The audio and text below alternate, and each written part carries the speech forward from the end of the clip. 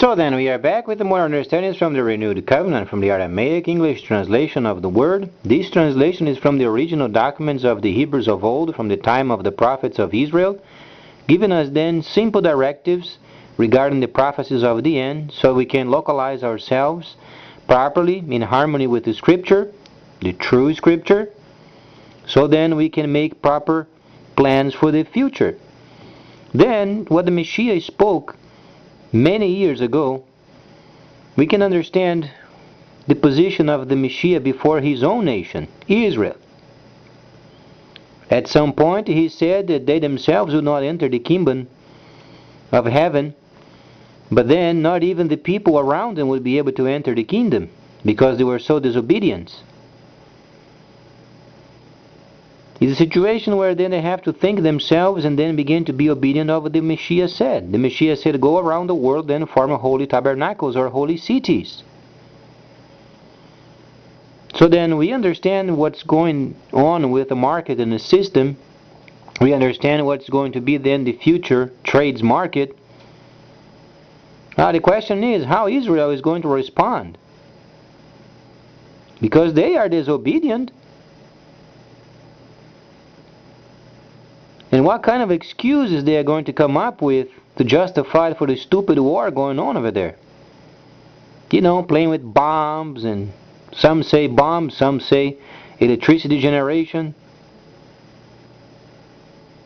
How are they going to respond before the new system coming up?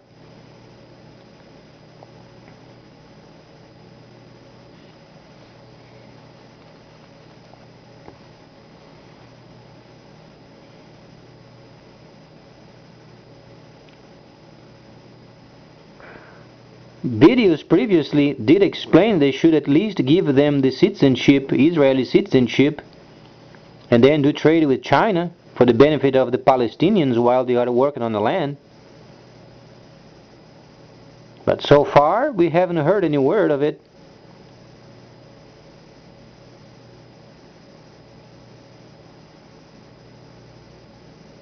How Israel is going to respond to this new trade system, it's on a word. Yohanan the Shaliach spoke. They didn't believe the Messiah. And now, what are they going to do?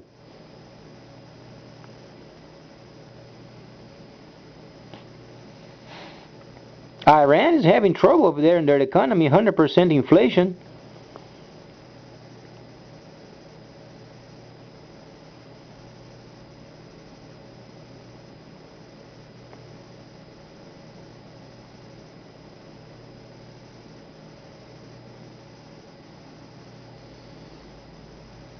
What were the words of the Messiah? He said, go therefore around the world and form holy cities, and teach then the people what you have learned.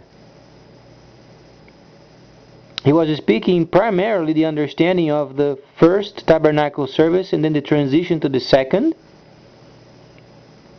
and then instructed the people regarding then the second tabernacle services.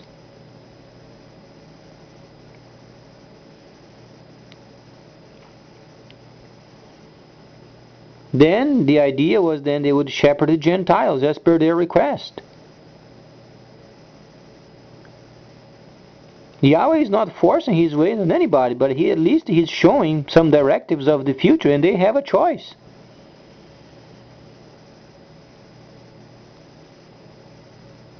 Understanding then the trade of the end, as we have a very nice idea of it, how are they going to respond?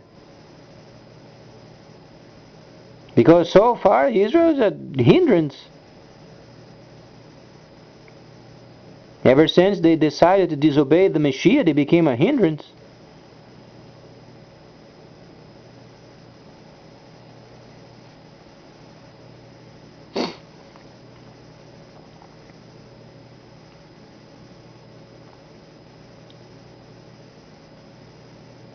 Or maybe they want to go back to their junkies. Nah, probably not.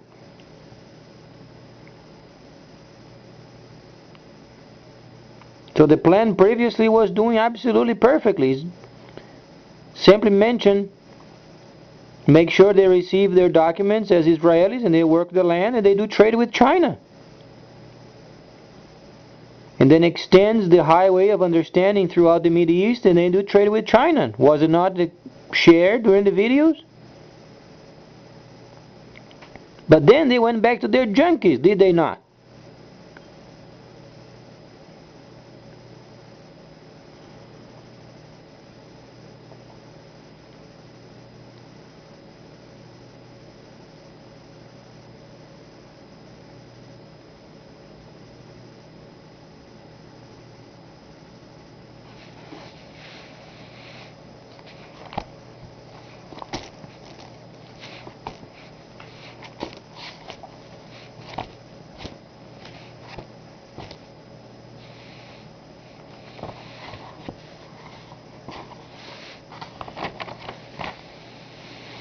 Matthew, the 23rd chapter. Then the Messiah spoke with the crowds and with his disciples and with the people of the law, obviously, crowds. There were people of the law always amongst the crowds.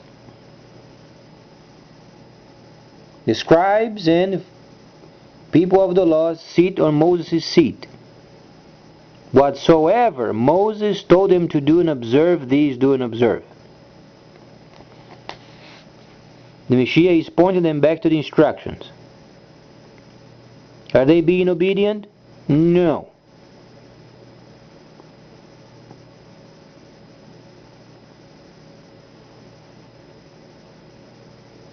So the best for them is then be obedient. Obey what the Messiah told them to do.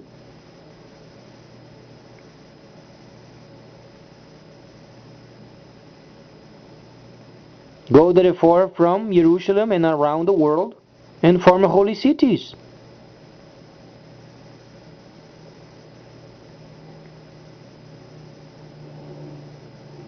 Because any actions of Israel taking regarding their ability of do war and wage war, and it is junk. It's absolutely junk. What is the aim of their skirmishes?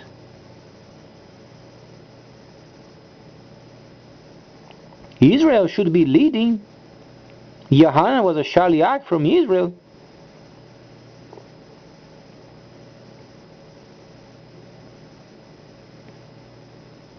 So they should have believed the Messiah.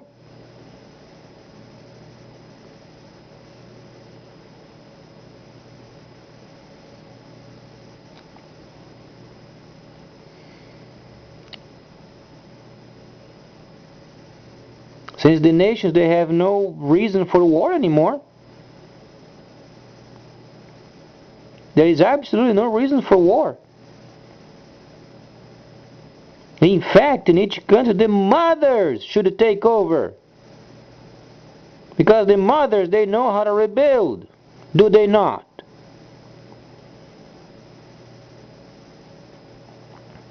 Don't you find in Proverbs, then, the wives, they know how to build a house?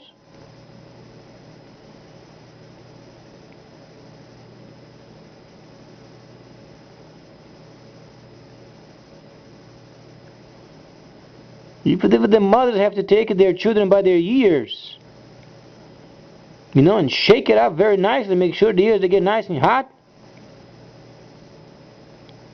In other words, make sure they drop the gun.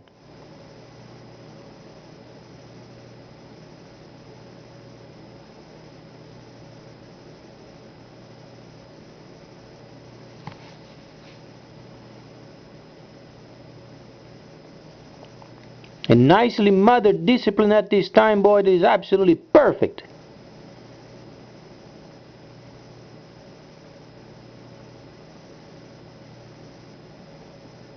And then winter is coming. Lots of people away from their country, they are in other countries, then they are on the field.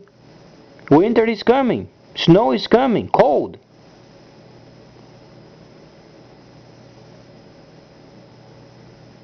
So what's the deal over there in Syria?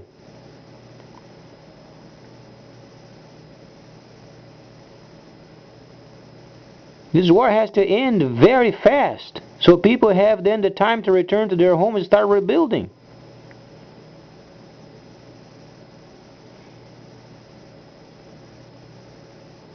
But it does not take place if the mothers, they don't take charge. The guys are going on their own. They got crazy. They're not fighting for a specific reason.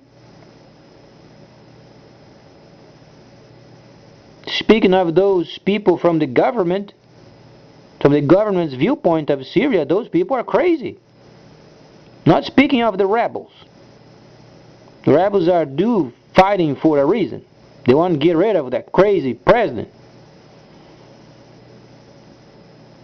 Now, the word get rid of it doesn't mean slaughtering the person. No, get him out of the way so they can establish their own government. But the more the president insists in remaining in power, the more anger they get towards him. The best for him is to get in the airplane and then get out of the country himself and his family and try to go someplace else. And he knows what was the outcome of Gaddafi. He knows it's coming.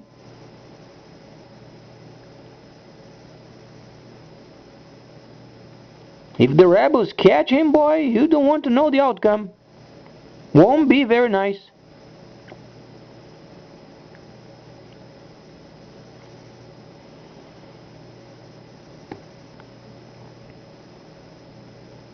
Then the mothers of those soldiers over there of the Syrian government should grab their children, boy, by the ears and hit them up.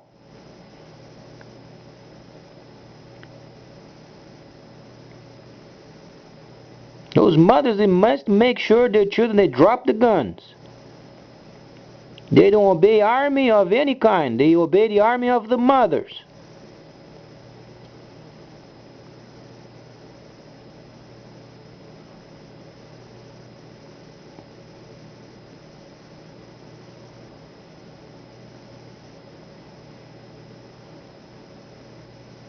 And then the president gets out of there very quickly. If they catch him, boy,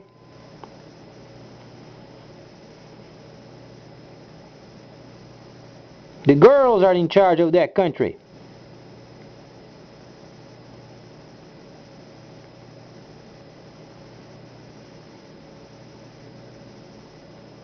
Speaking from the viewpoint of the government of Syria,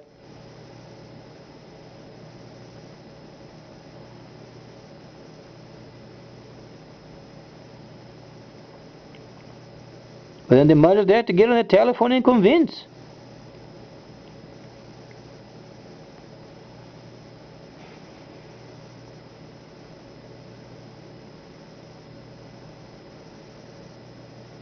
While they have yet water in some parts of the towns over there, even the water pipes, they are burst.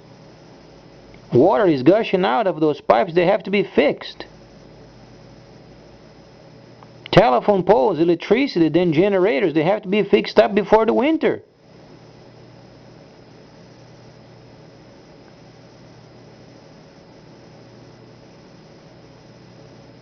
Now, the whole situation lies with the mothers of those soldiers of the Assyrian army. They have the power.